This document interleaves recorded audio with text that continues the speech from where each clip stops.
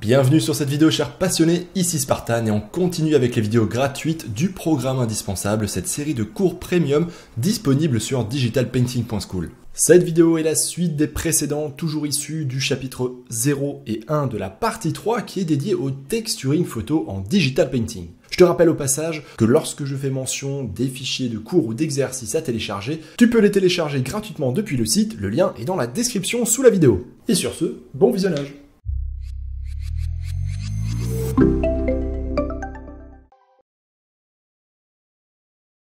Dans ce petit cours, mon cher passionné, je ne vais pas te montrer du texturing photo, mais plutôt une astuce de texture tout court. Donc pour l'instant, tu peux ranger tes photos à la plage. On va utiliser simplement l'outil brush, rien de plus, et une petite astuce que je vais te montrer.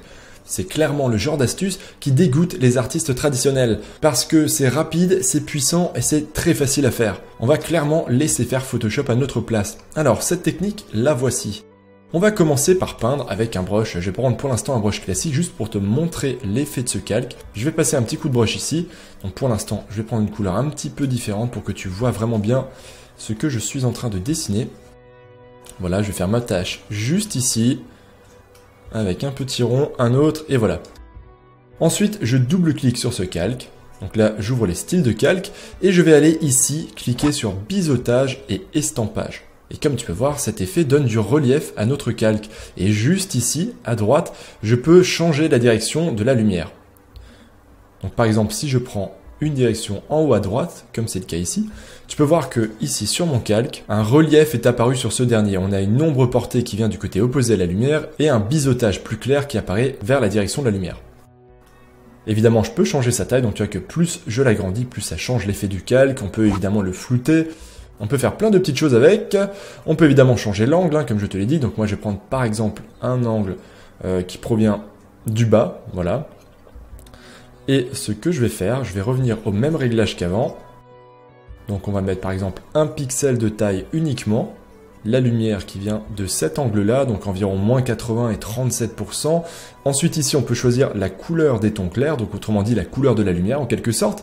Et ici, la couleur des tons foncés, autrement dit de l'ombre qui va colorer notre pierre. Donc là, je vais prendre simplement du gris très foncé. Ici, on va changer pour une couleur blanchâtre, un petit peu bleue. Je valide et je supprime ce que je viens de faire. Maintenant, je vais te montrer clairement en digital painting pour de la texture comment ça va nous servir. Ensuite, je vais prendre un brush qui correspond un petit peu à ce que je recherche. Alors là, par exemple, je pense que le brush Weird Paint 1, celui-ci, devrait convenir. Donc tu vois qu'il a cet effet-là. Donc évidemment, quand je peins à cette taille-là, ça ne fait pas vraiment de texture très réaliste. Au contraire, ça a plutôt tendance à aplatir mon objet. Mais si je réduis sa taille, ici par exemple, je suis vers 18%, je vais remonter un petit peu à 29%, et que je fais des petits passages, des petits coups de brush comme ça, là, tu peux voir que ça crée un petit peu de relief dans ma pierre. Je vais prendre une autre couleur un peu plus claire. Je pense que ce sera peut-être plus intéressant. Et tu vois que là où je passe, ça crée des petites éraflures, des petites porosités dans la pierre. Je vais prendre un autre brush pour voir ce que ça peut donner. On va tester ici Dry Texture 2. Voilà, je vais faire quelques petits passages avec mon brush.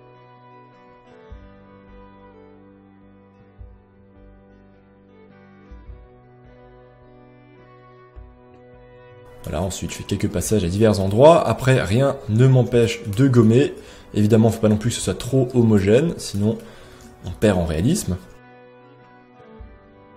Et voilà, le tour est joué. En fait, ce que ça m'a donné, tu vois, c'est vraiment ce calque-là, avec des petites formes très détaillées et un petit effet de lumière par-dessus.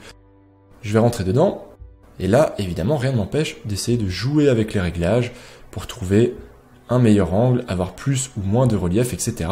Si jamais c'est trop détaillé, comme c'est le cas ici, c'est quand même super fin, super détaillé. Ici, par exemple, j'aime bien sur cette portion, juste ici, ce que ça a donné. J'aime un petit peu moins là-haut, je trouve les ombres un petit peu trop fortes. Donc je gomme un petit peu ça, mais en gros, voilà le rendu. Tu vois que si on dézoome, ça nous a quand même ajouté du détail super rapidement. Je fais CTRL S, je vais te montrer un autre exemple que tu connais déjà puisqu'il s'agit ici de notre petit morceau de mur égyptien sur le sable. Je vais créer un nouveau calque par-dessus. Je vais prendre ici un autre brush, on va prendre par exemple Dry Texture 1. Donc celui-ci il a ce rendu lorsqu'on regarde. Je vais ensuite ajouter un biseautage estampage, donc je double-clique à nouveau sur le calque. Je vais prendre cette fois-ci une lumière en superposition qui va être plus jaune, jaune orangé.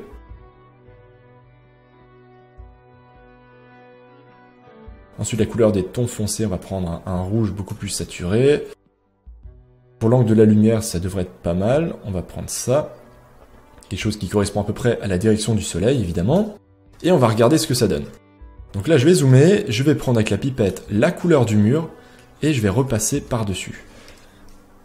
Ensuite, je vais faire F5, je vais juste changer un petit peu les réglages du brush, tu vois, je vais augmenter le pas, histoire qu'on ait moins, on va dire, de surface visible lorsque je peins. Je vais agrandir un petit peu, et voilà ce que ça peut donner. Donc là, je vais prendre ici, par exemple, la couleur de ce mur, je vais repasser dessus, et tu vois que ça me permet super rapidement de donner une espèce de texture poreuse à la pierre.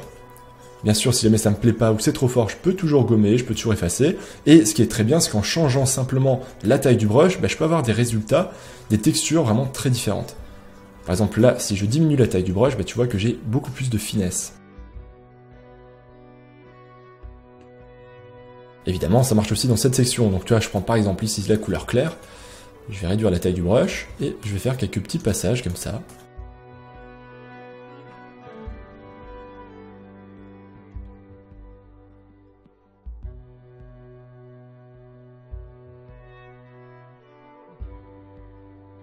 Ensuite, je change de brush, je vais reprendre Dry Texture 2, on va voir ce que ça donne avec celui-là. J'en fais quelques petits passages. Donc là, je trouve ici que l'ombre est un peu trop forte. Tu vois, je vais diminuer simplement l'opacité de l'ombre. Tu vois, je trouve que c'est tout de suite beaucoup plus subtil, hein, si on regarde avant, après, hop, c'est beaucoup mieux. Donc là, tu vois que c'est assez sympa, mais je pense qu'on peut peut-être aller encore plus loin. Je vais prendre par exemple le brush Jean-Georges. Oui, je l'ai renommé Jean-Georges parce qu'en fait, j'avais pas de nom à mettre pour ce brush.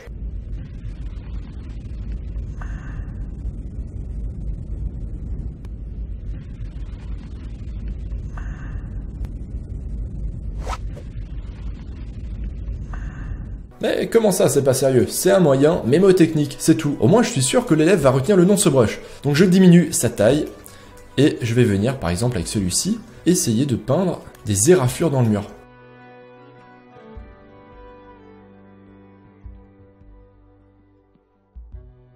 Voilà, tu vois, je fais des coups de brush un petit peu au hasard, et tu vois que ça crée, juste avec quelques petits coups de brush comme ça, quelques petits coups avec la pointe de mon stylet, ça crée du relief super intéressant, super rapidement. Je peux créer évidemment des rayures, des éraflures, donc ça c'est super intéressant lorsque tu fais des textures qui sont très rigides, comme justement ici de la pierre ou du métal ou des choses comme ça.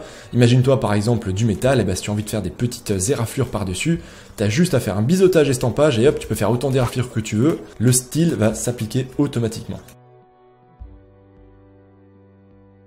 Voilà, si je dézoome, tu vois le résultat c'est quand même vraiment pas mal, c'est quand même super puissant. C'est un truc que moi-même j'utilise assez rarement, mais c'est une erreur, hein, vraiment, je devrais justement l'utiliser beaucoup plus, ça me fait un bon rappel, et surtout ce qui est vraiment bien avec cette petite astuce, c'est que les possibilités sont vraiment décuplées dès qu'on utilise des custom brush. Comme tu l'as vu, hein, dès qu'on change de brush, on a une texture qui est totalement différente, on peut avoir des résultats totalement saisissants, ce qui fait que très rapidement, je pense que si tu expérimentes, tu peux trouver des associations de biseautage, estampage et de brush qui peuvent être super intéressants pour faire des matières précises, par exemple comme je le fais ici, des détails dans de la roche, ou alors des éraflures sur du métal, ou alors des boutons sur de la peau, ou même les pores de la peau, c'est super pratique. Par exemple, j'ai un brush qui s'appelle Skin Pores, autrement dit pores de la peau, qui est dans Spécial, si je ne me trompe pas.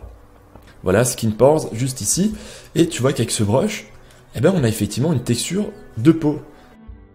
Je vais juste revenir ici, je vais changer de brush.